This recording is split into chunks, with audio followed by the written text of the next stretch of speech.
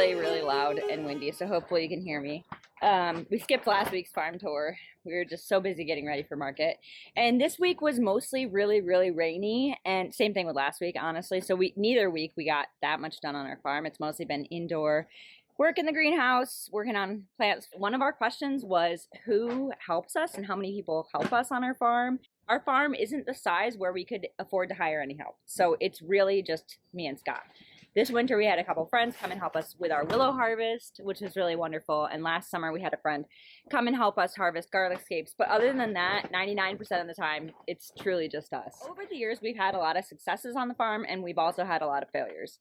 And since 2019, we've been in the process of transitioning and moving. We moved our farm 12 and a half miles down the valley to a new location.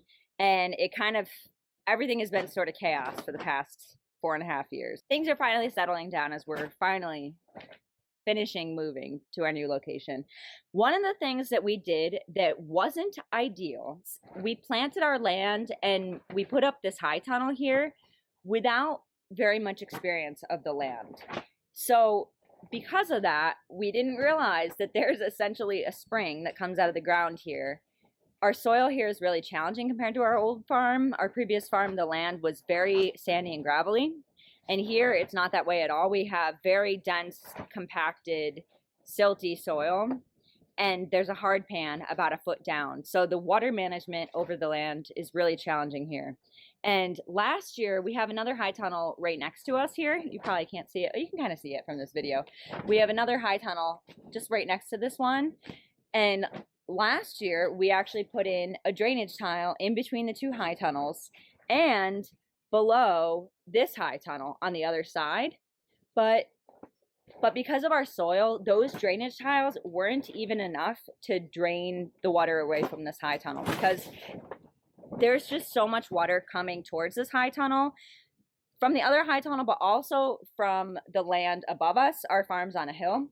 So it's just kind of challenging. And now we have this high tunnel here and we're going to have to do a lot of remedial work to try to get the water to drain properly. So I can show you what I mean.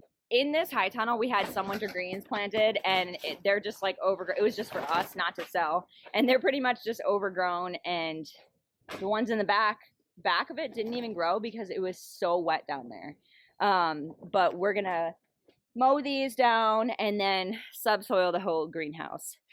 You can really see back here, it's so wet. There's actually a puddle here. Like this ground is just completely saturated. It's a mud hole.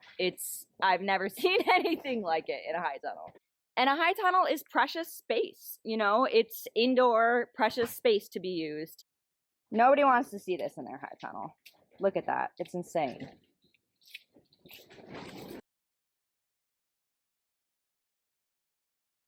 These are golden russets. They're just about at tight cluster. We had somebody ask us whether or not we plant anything underneath our orchard, and honestly we don't. We want to keep it as bare as possible, but we like to cover the soil. Ideally the soil is covered in wood chips. Our previous farm, we had a great deal where we got unlimited free wood chips from a local tree service, but we're a little further away from town now, so we're having trouble getting enough wood chips as we would like. But we do not plant anything under our trees. If you're grazing animals under your trees, they will just eat your trees, and our trees are dwarf and they're very low to the ground, so it's not compatible in my mind, at least with this system of growing fruit. These are pristine, tight cluster here. Look at them all. They are covered with flowers. It's been pretty much raining for 2 weeks here on the farm. So everything is growing like crazy. The grass is really growing. I actually mowed for the first time. I mowed all the prunings and I mowed the grass. Grass didn't need it that badly, but I needed to get the prunings mowed.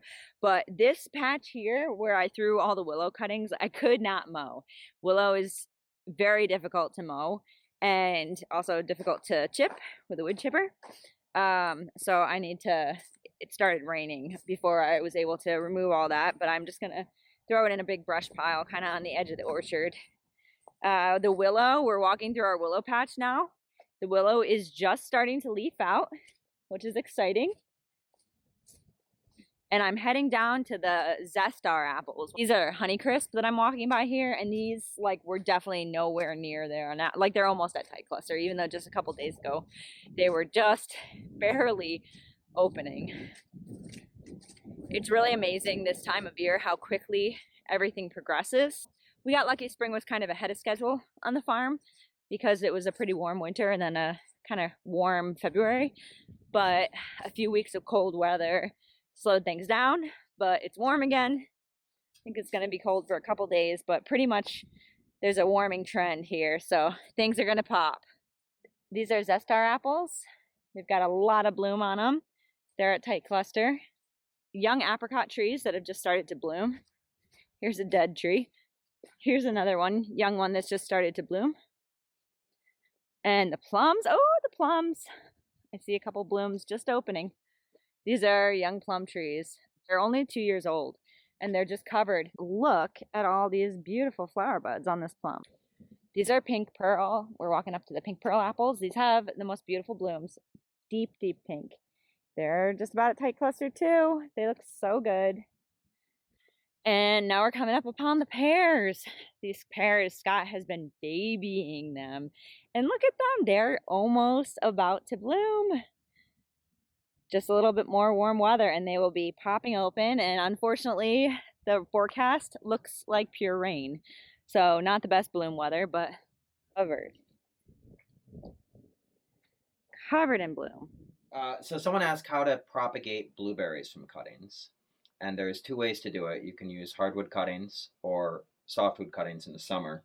And I primarily do softwood cuttings, but this year I actually tried some hardwood cuttings earlier than usual. I found that if I cut them actually in December 15th, I got a little bit better. Usually I have a terrible rooting percentage, but it's not a lot of work, so you could just do a lot of them. These have been on. Oh, yeah. These have been on the heat. Blueberry roots are really fine. Hold on. You can see callus on a number of them, and a lot of them just did nothing at all. Maybe out of this bundle of like 50, I might get 5, 10. So I've done it in March too. Then I get maybe 10, 20% success. Like I said, it's still worth it. It's not a lot of work. They definitely benefit from being on a heated mat rather than just in the cold. They rot, and you just have to keep them growing callus a little bit faster than they'd rot. And now I can show you the other way I do it. So downstairs here in the underground greenhouse, I've got the softwood cuttings on blueberries that I did last summer. And I have about 70 or 80% take on those. So I like doing it that way. These, I can do a whole video on it later on this season. Mid-June is the right time to take the cuttings of just soft growing wood. And I stick those in peat moss and perlite under mist, intermittent mist on a timer. And they're in that kind of mist environment for 6-8 weeks. And then I just leave them in the bulb crate that they're in, all stuck in over the winter. And about a month ago, I separated them out and planted them out in their own pots to grow out for a year. And everything works really great on this, except sometimes this weird thing happens that they only make flowers. They just make all flowers. So I picked a lot. You see some here that are just like a little stick. They're ones I picked the flowers off. But they're starting to grow leaves. This is what they would look like, those softwood cuttings look like after a full season of growth. This plant is, it's sending up a new shoot, and it's got flowers on it, and it's going to grow quite a bit this year. It's about ready to plant out. Another question about the state of dormancy of your rootstock and the cyanwood when you're grafting. And you want to have the rootstock either starting to push growth, or there's a trick you can do. And you want the cyanwood definitely to be dormant. Cyanwood that is, like if you went out right now in the orchard and cut wood that's big swollen buds, it wouldn't graft well. It would try to break bud before it had a chance to callus and connect. The trick is that on some difficult things to graft, you can induce just a little bit of the rootstock out of dormancy by heating it. And that's what I did with the heat pipes earlier this winter. Question about how to get a newly planted tree off to a good start the first year. This is a plum tree that I planted last year. I grew this in our own nursery, so it's a pretty big tree to start with, so it's doing really well. I think what we're doing right is it got a really good big hole with a lot of compost, a lot of finished composted cow manure.